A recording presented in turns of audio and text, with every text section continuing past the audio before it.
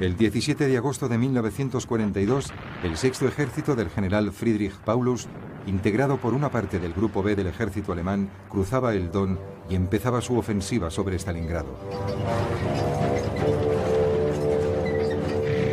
6 días más tarde, una arremetida de los Panzers había alcanzado el río Volga, justo al norte de la ciudad, y las fuerzas alemanas luchaban en los alrededores.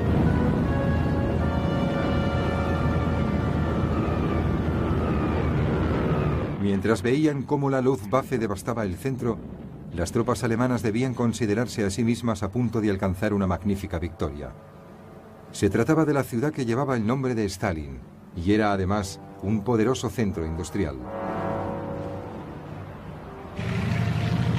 Sus fábricas producían más de 1/4 parte de los tractores y camiones de la Unión Soviética, así como tanques y cañones.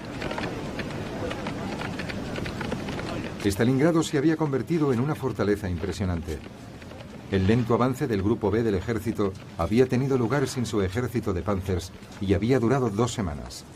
El ejército rojo había aprovechado ese tiempo para prepararse.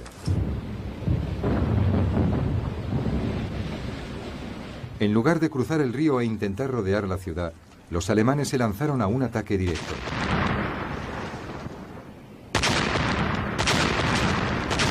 Empezaba así una de las batallas más largas e intensas de la Segunda Guerra Mundial.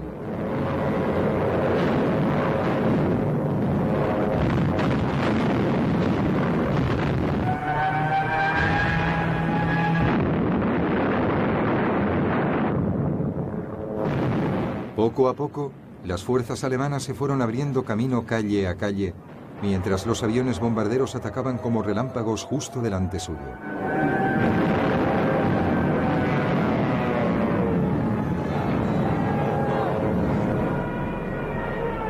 El combate fue feroz, casa por casa, habitación por habitación.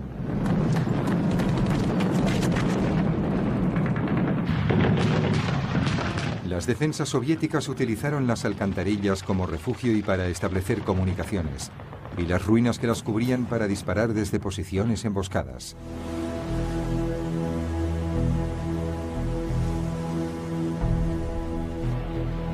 Los refuerzos rusos llegaron a través del río.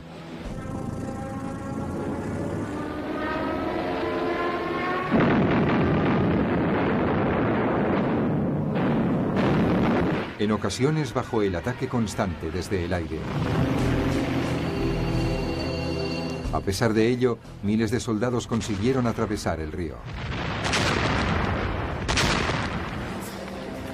A finales de septiembre, los alemanes se habían abierto camino a través de la ciudad y casi habían llegado hasta el Volga. Para Hitler, tomar Stalingrado se había convertido en una obsesión.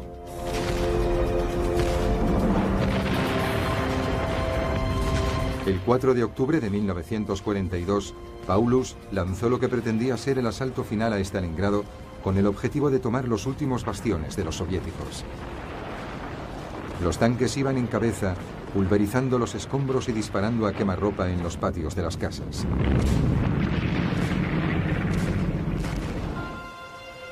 Como dijo un oficial alemán, el avance se mide en cuerpos, no en metros. La victoria alemana parecía evidente. Sin embargo, las fuerzas alemanas se habían desplegado excesiva y peligrosamente. A mediados de noviembre, el ejército soviético había incorporado numerosos refuerzos. Más de 1 millón de soldados, 13.500 cañones, 900 tanques y 1.100 aviones se encontraban secretamente en la zona de combate.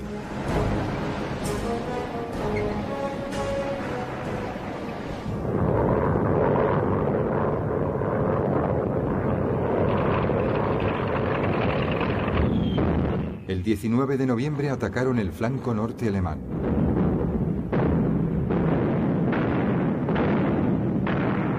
Después de un bombardeo masivo de la artillería, los T-34 y la infantería de asalto se fueron abriendo camino a través de las posiciones alemanas.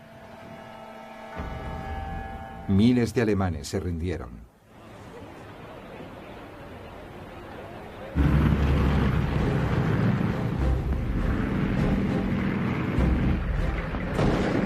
Al día siguiente, un asalto soviético en el sur también obtuvo un notable éxito. Y el 23 de noviembre, los movimientos de tenaza soviéticos se cerraron al oeste de Stalingrado, aislando al sexto ejército alemán. Paulus podría haber escapado, pero Hitler le ordenó que aguantara y luchase. El comandante en jefe de la Luftwaffe, Hermann Göring, le había asegurado al Führer que se podrían transportar suficientes provisiones por aire a Stalingrado. Esto le bastó a Hitler para anunciar que las posiciones alemanas deberían aguantar hasta que fuesen socorridas. Para reforzar la ayuda, el 12 de diciembre el mariscal de campo Erich von Manstein, comandante general de las Fuerzas Armadas alemanas en la zona, lanzó la Operación Tormenta de Invierno, un ataque hacia Stalingrado por parte del Cuarto Ejército Panzer.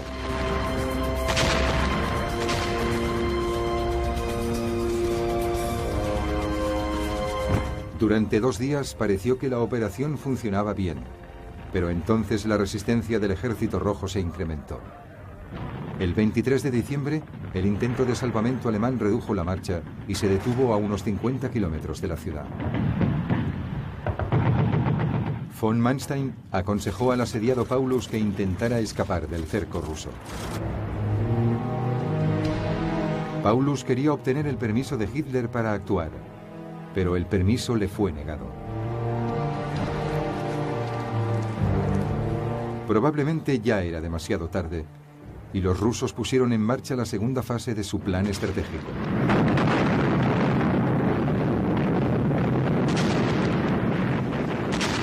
Una ofensiva generalizada contra la operación de salvamento de los Panzers.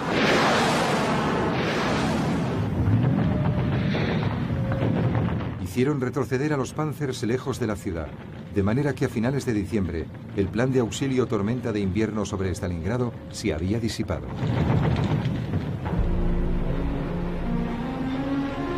Para empeorar la situación, el plan de transportar provisiones y munición por aire a los alemanes asediados también fracasó. Las tropas alemanas necesitaban 700 toneladas de pertrechos por día para poder sobrevivir, pero nunca llegaron a recibir más de 80 toneladas. El clima era extremadamente duro y además la Fuerza Aérea Roja tenía el control del cielo. Poco a poco, las tropas soviéticas fueron estrechando el cerco sobre las fuerzas alemanas. 200.000 soldados alemanes fueron capturados.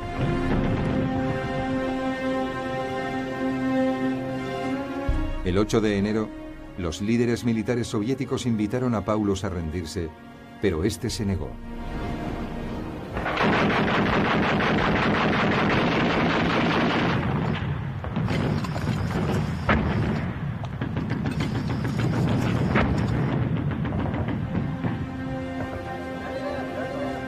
Esta sería su última toma de posición. El 31 de enero de 1943, Paulus se vio obligado a claudicar junto a la mayor parte de los supervivientes de su ejército.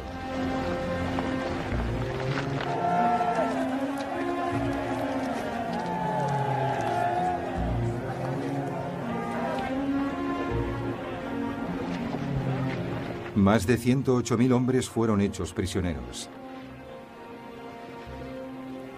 Tan solo 5.000 regresarían algún día a Alemania.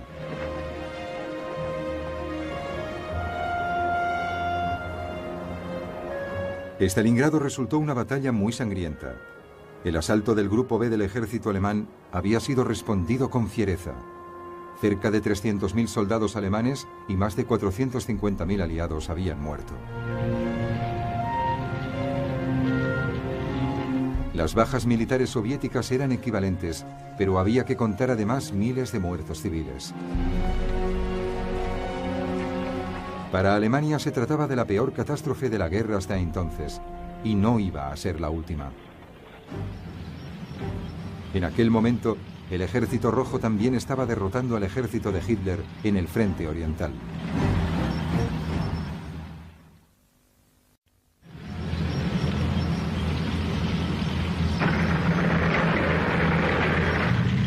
Tras Tras el éxito conseguido en Stalingrado, el mariscal Zhukov, comandante del ejército soviético, se puso como objetivo el Grupo A del ejército alemán que todavía se encontraba en el Cáucaso.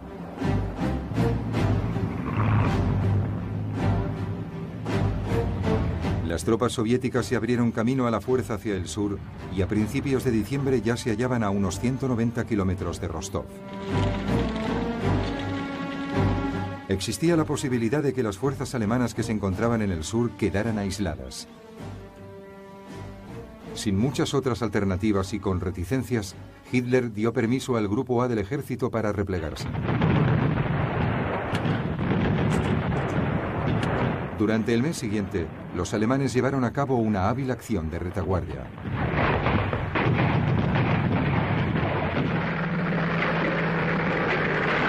Y el resto se fue replegando hacia Crimea.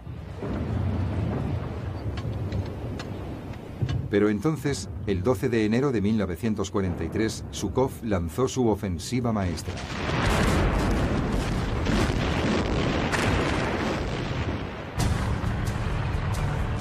Los soviéticos atacaron a lo largo de un frente de unos 800 kilómetros.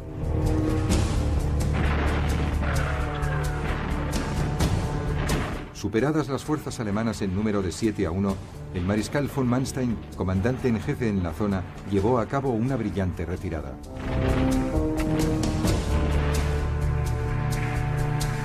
Pero a finales de febrero, el Ejército Rojo había retomado Kursk y Kharkov.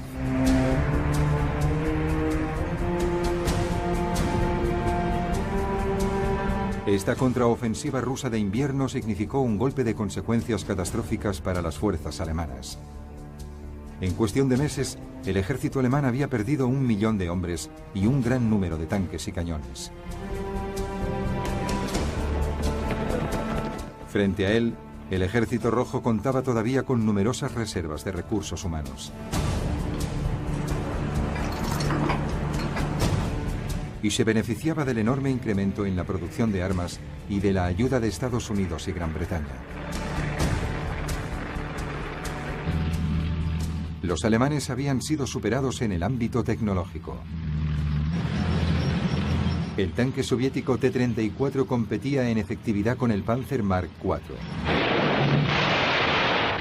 Y el sistema soviético Katyusha de lanzamiento múltiple de misiles había hecho pedazos a las tropas alemanas.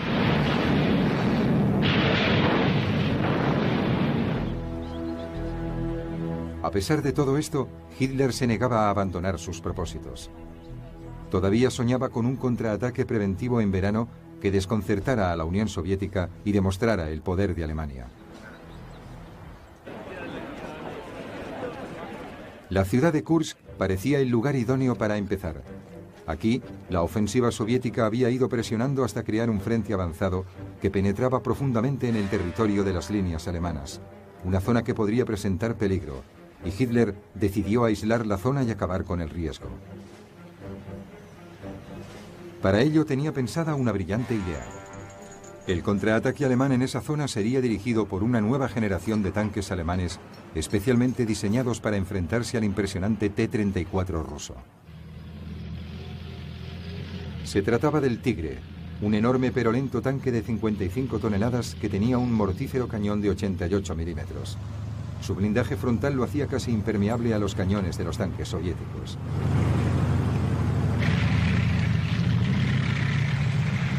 El ejército contaba además con el Panzer de 43 toneladas que era más veloz y estaba equipado con un cañón de 75 milímetros. Ambos tanques estaban pensados para acabar con el T-34 definitivamente. Sin embargo, al ser dos modelos tan nuevos, Hitler se vio obligado a aplazar el ataque hasta que tuviera suficientes unidades fabricadas y entregadas.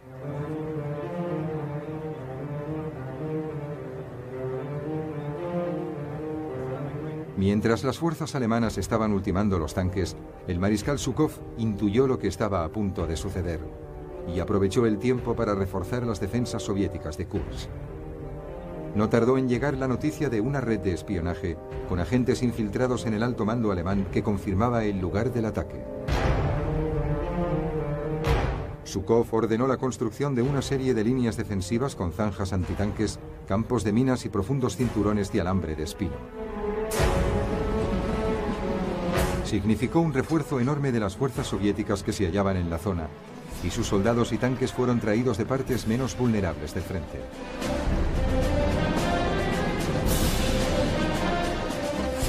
La víspera del asalto a Kursk, los alemanes eran considerablemente superados en número por las defensas soviéticas, que además conocían exactamente en dónde atacarían los alemanes.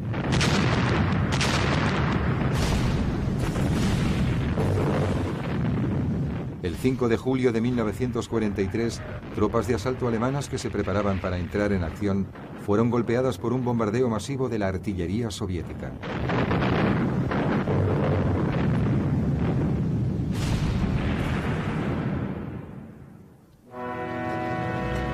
A pesar de ello, a la mañana del día siguiente, los Panzers siguieron avanzando.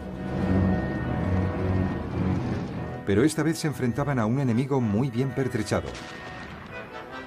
No había ninguna posibilidad realista de un gran avance relámpago de la Blitzkrieg.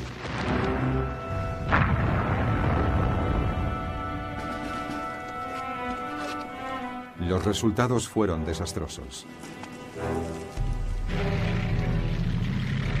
En el norte, el ejército alemán había ganado unos 10 escasos kilómetros a cambio de perder 25.000 hombres y más de 200 tanques.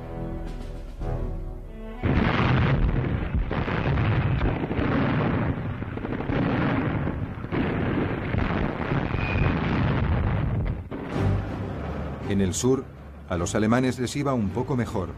Habían conseguido abrir una profunda cuña de unos 40 kilómetros en las defensas soviéticas, pero también a cambio de un alto precio en pérdidas. 10.000 hombres habían muerto y 350 tanques habían sido destruidos.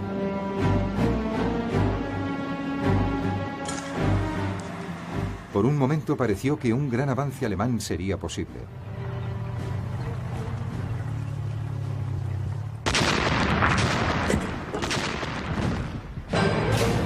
Entonces Zhukov echó mano de sus reservas. El 12 de julio de 1943, su quinto ejército de tanques, con 900 unidades, cargó contra el flanco de ataque alemán cerca del pueblo de Prokhorovka.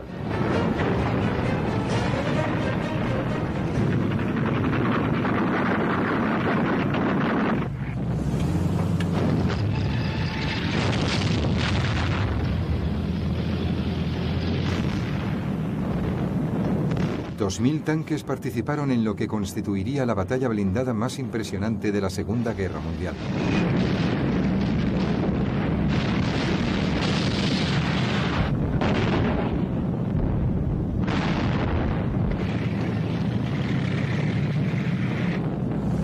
Los T-34 soviéticos, que ahora solo gozaban de la ventaja de ser más rápidos, penetraron en las líneas alemanas y dispararon a quemarropa.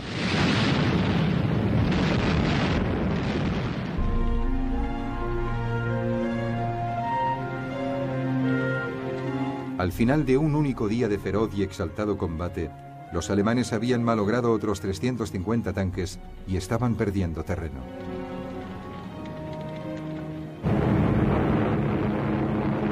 Al mismo tiempo, en el aire, tenía lugar un combate de grandes dimensiones, en el que la Fuerza Aérea Roja estableció su supremacía sobre la Luftwaffe.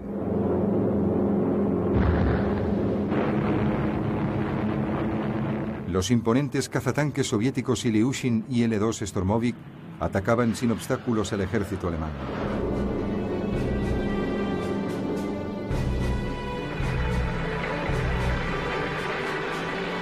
El 23 de julio, los alemanes habían perdido todo el terreno ganado y con ello una parte importante de su ejército.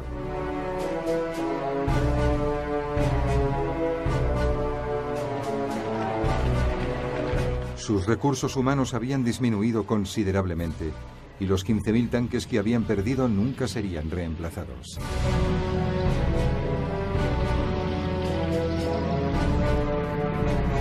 Desde aquel momento, los alemanes no volverían a lanzar una gran ofensiva en el frente oriental.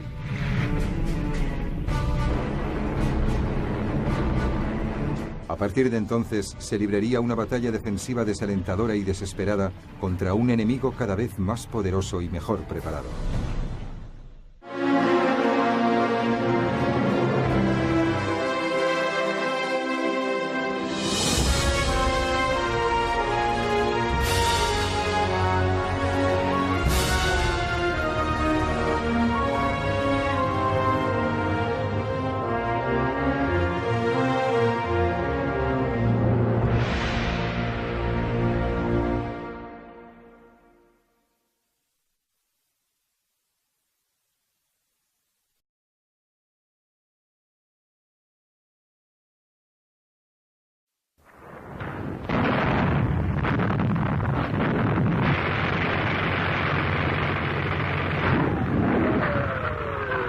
El 17 de agosto de 1942, el sexto ejército del general Friedrich Paulus, integrado por una parte del Grupo B del ejército alemán, cruzaba el Don y empezaba su ofensiva sobre Stalingrado. 6 días más tarde, una arremetida de los Panzers había alcanzado el río Volga, justo al norte de la ciudad, y las fuerzas alemanas luchaban en los alrededores.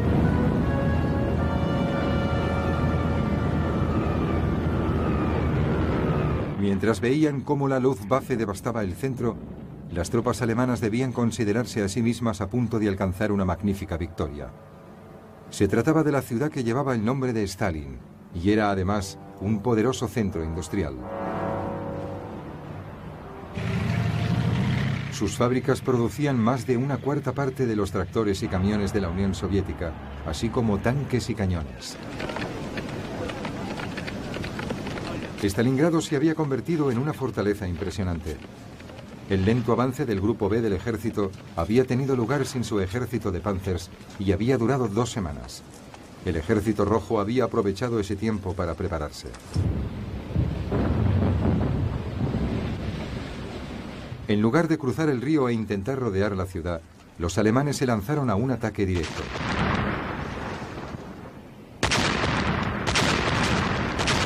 Empezaba así una de las batallas más largas e intensas de la Segunda Guerra Mundial. Cortar provisiones y munición por aire a los alemanes asediados también fracasó. Las tropas alemanas necesitaban 700 toneladas de pertrechos por día para poder sobrevivir, pero nunca llegaron a recibir más de 80 toneladas. El clima era extremadamente duro y además la Fuerza Aérea Roja tenía el control del cielo. Poco a poco, las tropas soviéticas fueron estrechando el cerco sobre las fuerzas alemanas. 200.000 soldados alemanes fueron capturados.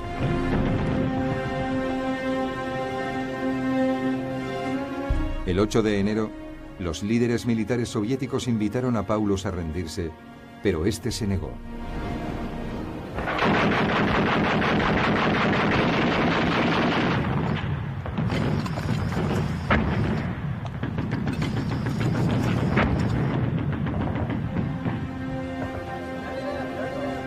Esta sería su última toma de posición. El 31 de enero de 1943, Paulus se vio obligado a claudicar junto a la mayor parte de los supervivientes de su ejército.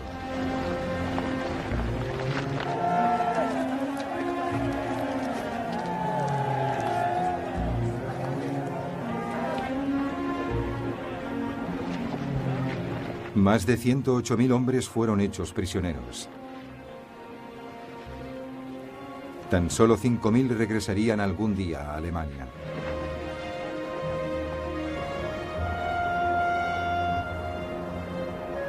Stalingrado resultó una batalla muy sangrienta.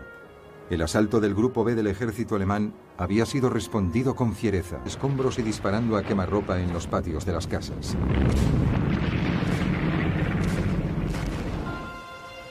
Como dijo un oficial alemán, el avance se mide en cuerpos, no en metros.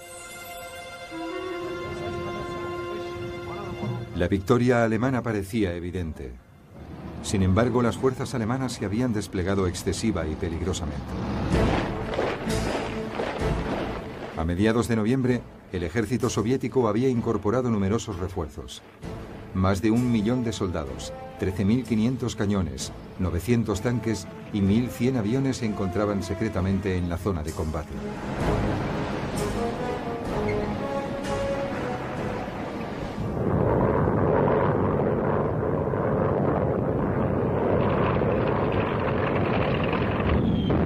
El 19 de noviembre atacaron el flanco norte alemán.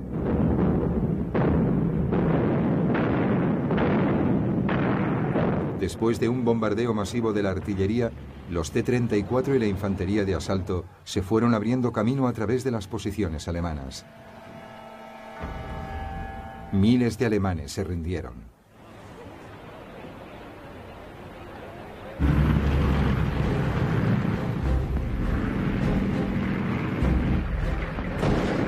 Al día siguiente, un asalto soviético en el sur también obtuvo un notable éxito. Y el 23 de noviembre, los movimientos de tenaza soviéticos se cerraron al oeste de Stalingrado, aislando al sexto ejército alemán. Paulus podría haber escapado, pero Hitler le ordenó que aguantara y luchase.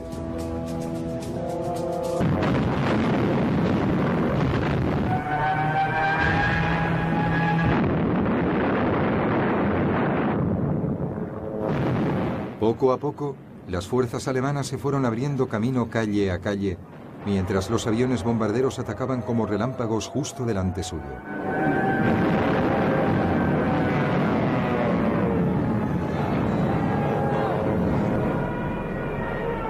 El combate fue feroz, casa por casa, habitación por habitación.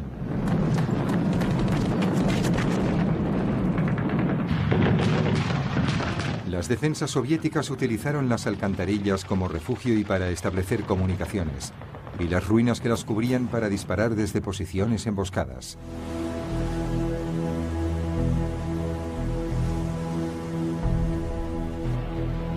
Los refuerzos rusos llegaron a través del río.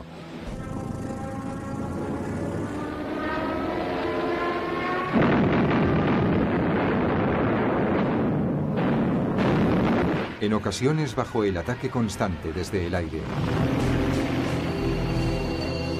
A pesar de ello, miles de soldados consiguieron atravesar el río. A finales de septiembre, los alemanes se habían abierto camino a través de la ciudad y casi habían llegado hasta el Volga. Para Hitler, tomar Stalingrado se había convertido en una obsesión.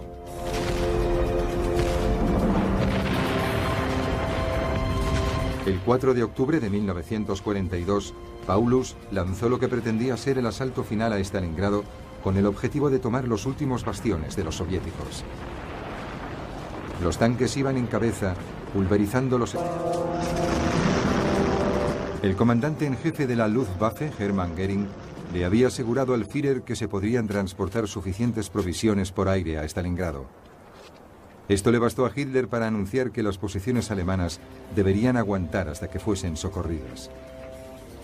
Para reforzar la ayuda, el 12 de diciembre el mariscal de campo Erich von Manstein, comandante general de las Fuerzas Armadas alemanas en la zona, lanzó la Operación Tormenta de Invierno, un ataque hacia Stalingrado por parte del Cuarto Ejército Panzer.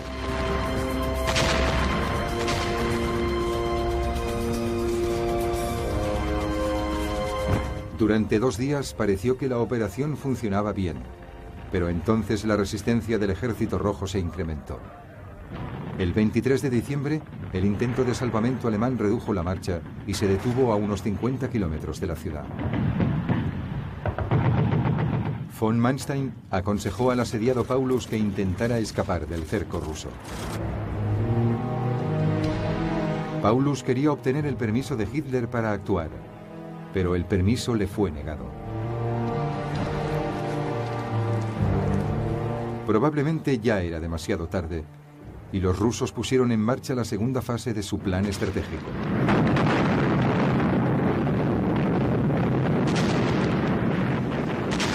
Una ofensiva generalizada contra la operación de salvamento de los Panzers.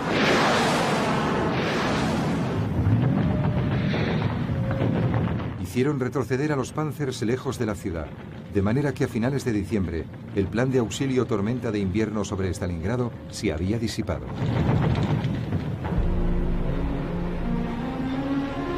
Para empeorar la situación, el plan de transporte